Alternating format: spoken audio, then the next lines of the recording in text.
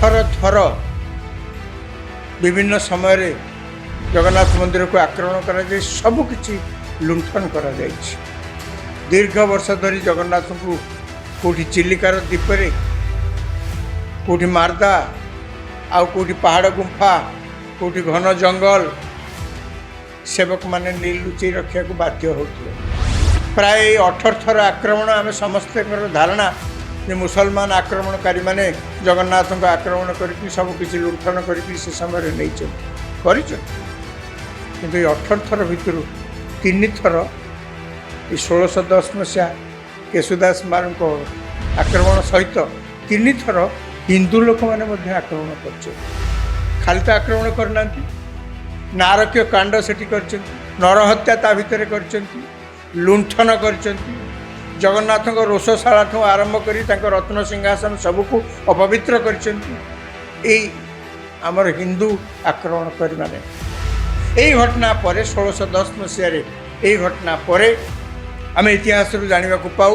ओडिशा रे जो गजपति राजा माने थिले सेमानंकर मोगल सम्राट के प्रति बा मोगल राजत्व जो माने सब थिले दायित्व रे सेमानक प्रति एक भिन्न मनोभाव सृष्टि होला। गोटे समय से विश्वास करते गोटे समय से भावुले जे माने आमर बेसी किसी क्षति करेनि आम धर्म आम ठाकुर आमर जहाँ संपत्ति बाड़ी अच्छी या बेसी किसी क्षति करेनि कि से फल ओलटा देखिले यापर जिते बड़े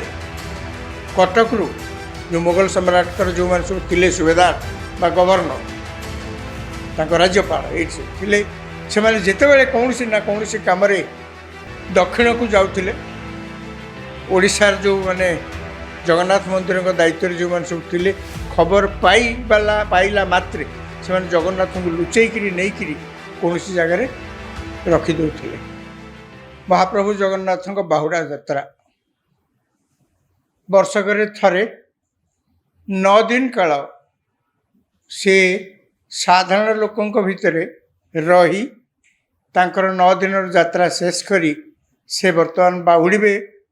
श्रीमंदिर को पुणी समस्ते अपेक्षा कर रे आर वर्षर यही दिन को जितेबले महाप्रभु को पुणी रत्न सिंहासन पहंडी कर अणाजिब एवं से रथरे विद्यमान होई तांको समस्ते टाणी टाणी गुंडीचा मंदिर को नेबे। आज जितेबले आमे जगन्नाथ महाप्रभुंकर ये रथयात्रा को आमे देखुचे से गोटे कथा मन को आसुची लक्ष लक्ष लोक जो समागम होउचंती जगन्नाथ महाप्रभु को देखिया से जगार जमती किछि अघटन न घटे सेतिपाई सरकार अनेक प्रकार व्यवस्था आजिका दिन में करचंती किंतु समय थिला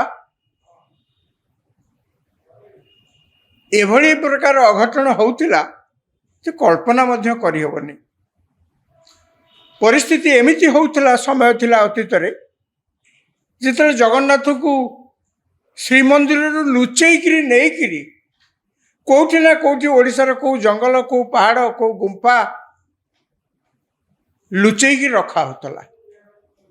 केवल सेतिकी नुहे बहुत समय देखाई जगन्नाथ को माटी मध्य आक्रमणकारी माने काले आसिकी कौटी अच्छा जानीजे तेणु माटी खोली माटी भितर मध्य पोतिकी रखा होता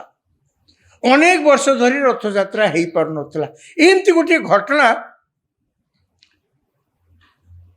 आज मन पड़ुछि 1610 मसीहा धूमधाम रथयात्रा चली थाए जगन्नाथ महाप्रभु बलभद्र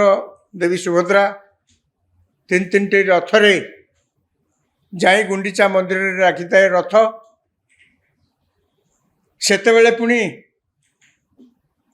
बड़दाण्डे 3टी रथ एवं तापर गोटे नई थिला मालिनी नई एवं से नई सेकड़े आउ 3टी रथ अर्थात जगन्नाथ जेतबेले जाती रथरे से नई कूल सी प्रथम अटका जाए तापर भेड़ा करी नले बड़ बड़ डंगारे सेकड़ को निया जाए सेठी आउ 3टी रथ प्रस्तुत होता है तापर गुंडीचा मंदिर को जाती ये सही समय कथा 1610 मसीहा कथा जहाँ मुझे कहली जगन्नाथ महाप्रभु गुंडीचा दिन रथरे जाइकिरी गुंडीचा मंदिर रे अछंती श्रीमंदिर बाहर गुंडीचा मंदिर रे अछंती तेणु जो जगन्नाथ बलभद्र सुभद्रा श्रीमंदिर रे नाहांती गुंडीचा मंदिर रे अछंती सेतेबेले श्रीमंदिर को जो मैंने देखाशुना करुले तदारख करुले तांको संख्या टे कमी जाइछि स्वाभाविक कथा यही समय रे एमती सुजोग नहीं जेतेबेले श्रीमंदिर देखाशुना करने जो गार्ड मैंने सब था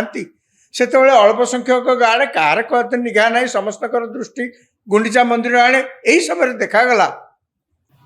केशुदास मारू नामक जड़े मिलिटारी जनरल सी छद्म बेशरे सैन्य माने राजपूत सैन्य से एमाने समस्ते छद्म बेशरे श्रीमंदिर भितर पशिले छद्म बेश कहले समस्ते जी देखिले सी भाविले ये होचंती यात्री ये होचंती भगवान जगन्नाथ भक्त से कहीकि से मंदिर भितर को पशिले एवं मंदिर भितर को पशिवा मात्रे से मंदिर को कब्जा करने सेतेबेले समस्ते जानिले अरे आमे जहाँ को भक्त बोली भाविलु जगन्नाथंकर से तो आक्रमणकारी से माने किछि शुणिलेनी से मंदिर भितर रक्तपात कले से जो भाव में हत्याकांड से कले रक्तपात मंदिर भितर है पुरुषोत्तम देव गजपति से था सी किंतु सही समय गुंडीचा समय से पुरी रहिबा कथा किंतु कौन सी कारणवशतः से समय से वर्ष से पुरी नथिले से खोर्धारे थिले पुरुषोत्तम देव एक खबर पाई सैन्य सामंत धरी पाइक गजा रोही यही सब सैन्य मान धरी एवं अनेक रथ से युद्ध क्षेत्र को जो रजा मान जाते अनेक रथरे युद्ध करुले खाली तो चलिक माटी ठिया खंडा बुलाऊे ता नुहे रथरे जाकि युद्ध करुले पुरुषोत्तम देव अनेक हाथी मानू पाइक मानू एवं रथ धरी गोटे विशाल सैन्य बाहिनी सहित पुरी रे आसी पहुँचले पुरी आसी पहुँचले पुरी पहुँचला परे पुरुषोत्तम देव कौन कले ना से श्रीमंदिर चारिपाख जाक बेड़ी घेरिक रहिले कहले कुआड़े जीवे एमाने खसिक देखा पुरुषोत्तम ए कौन जितेबाला यही प्रकार अवस्था से केशुदास मारू निरुपाय होई से तांकर सैन्य मान को निर्देश देले किसी बाउंस आण बाउंस आसला किसी तेल आण तेल आसला सबू ता भितर से निया हुला करी से फोपाड़े पुरुषोत्तम देवकर जो सैन्य बाहिनी थिले मंदिर को चारिआडू घेरिकी थे पकईले आज्ञा निया हुला जिते बारंबार पड़ला हाथी मैंने सबू छिनभिन हो गले आड़े साड़े हो गले एते विशाल सैन्य बाहिनी थिबा सत्वे केशुदास मारू तांकर सैन्य मान को नहीं यही युद्ध रे विजयी हेले यही युद्ध रे विजयी हेले एवं श्रीमंदिर को लूट कले श्रीमंदिर जो रत्न भंडार अच्छी आउ अन्य जहाँ सब दामी दामी टंका पैसा ठू आरंभ करी जहाँ गहना गांठी सब जगन्नाथंकर थिला से सब को लूट कले केवल सेतिकी सरलानी केवल सेतिकी सरलानी से पुरुषोत्तम देव को आउरी ह्यूमिलेट करने आउरी अपमानित करने ये तांकर एजेंडा थिला ये एजेंडा थिला कि जहाँ को ये गजपति राजा बोली कहा जाउची जहाँ को ठाकुर राजा बोलिक कहा जाउची जहाँ को विष्णु को चलती प्रतिमा बोलिक कहा जाउची जहाँ को सारा ओडिशा रे तांकर राज्य नथिले मध्य सबु लोक तांको सम्मान करुचंती जेते गणजात अंचल अन्य अंचल जेते सब राजा अच्छा छोट छोट राजा से माने आसिक सम्मान करुचंती आमे तांको एथरक तांको सम्मान को क्षुण्ण करवा एमती गोटे एजेंडा धरी केशुदास मारू मंदिर को लूट कले मंदिर तो रक्तपात करथिले सेतिकी नुहे पुरुषोत्तम देव को तांको शर्त अनुसार अर्थात केशुदास मारू निज शर्त अनुसार ମାନିବା ପାଇଁ ବାଧ୍ୟ କଲେ। ଅନେକ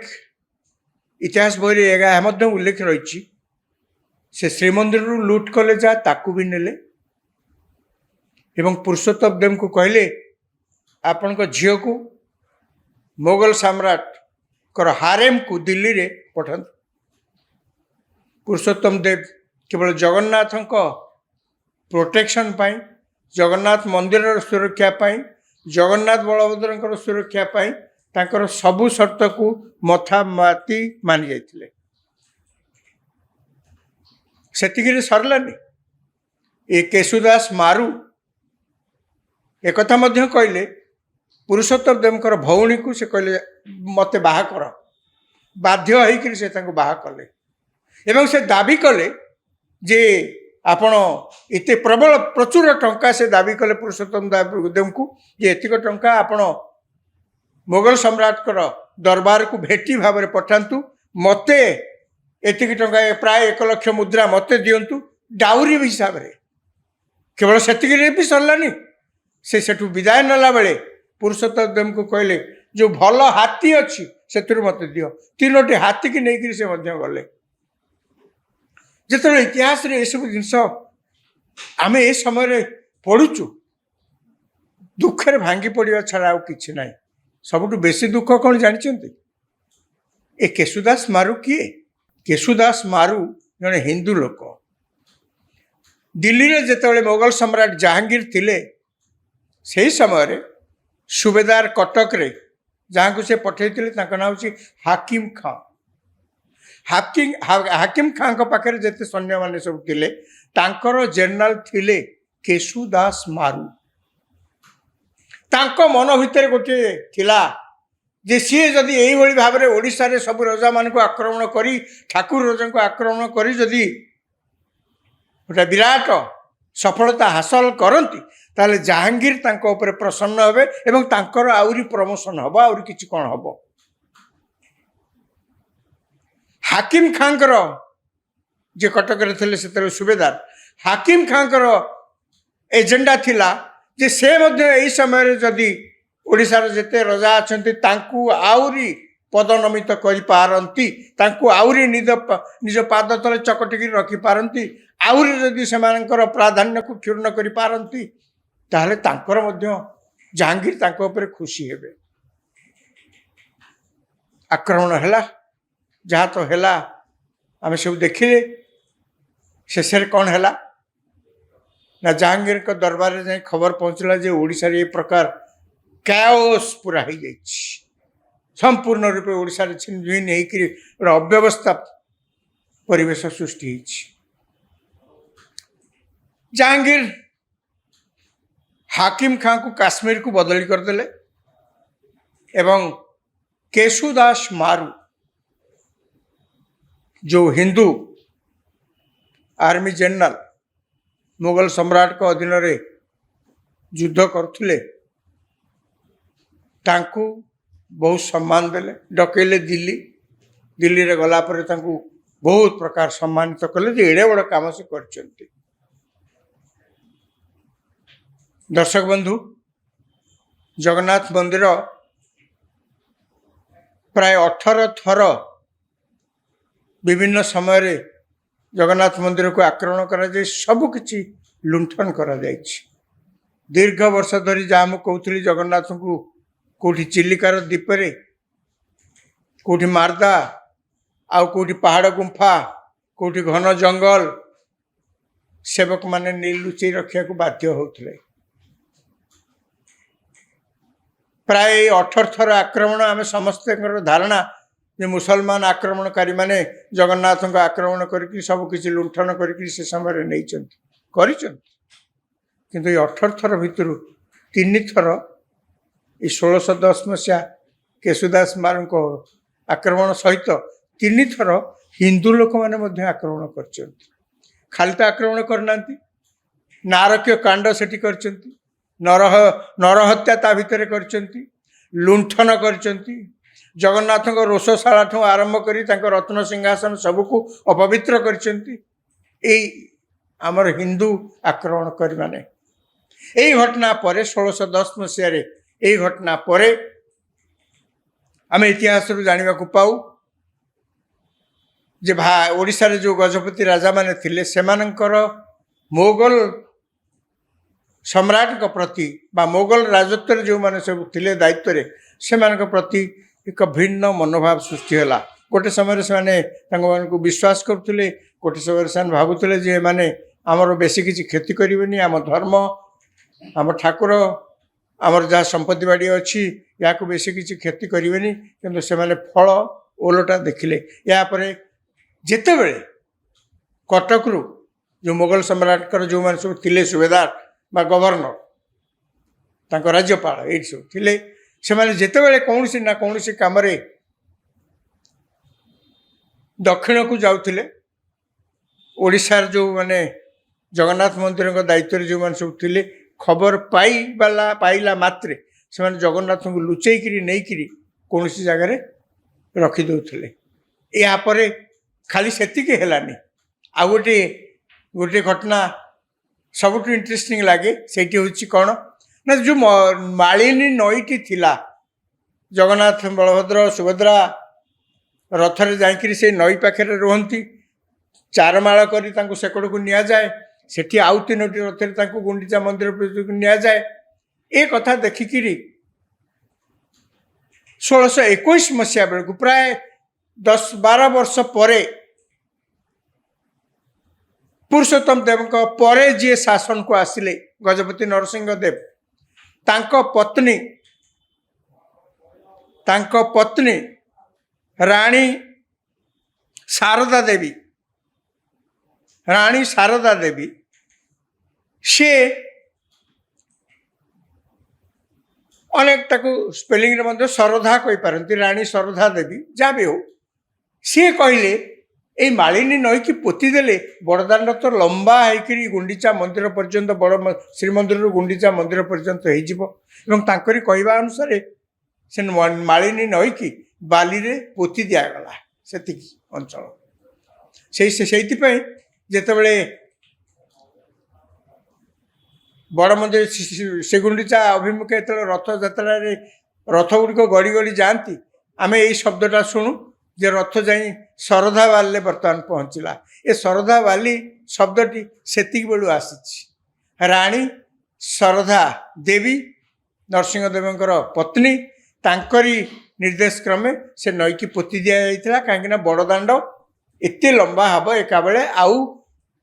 एकड़े 3टी रथ सेकड़े 3टी रथ जगन्नाथ एकड़े रोथे पुणी सेकड़ को जाऊे ए प्रकार परिस्थिति सामना करने को पड़ोनी बड़ दाण्ड हो कि सबू भितर मन को केवल दुख आसे कि भाव में आमर ये हिंदू लोक मुगल सम्राट पाखे थिले बोली आम निज ठाकुर तांकर भी से ठाकुर राजपूत मानकर ठाकुर कि भाव में केशुदास मारू नरहत्या एभली लुंठन करें इति वर्ष पर ये प्रश्न एबे भी बहुत ओडिया मनरे असमाहित होकर अछि।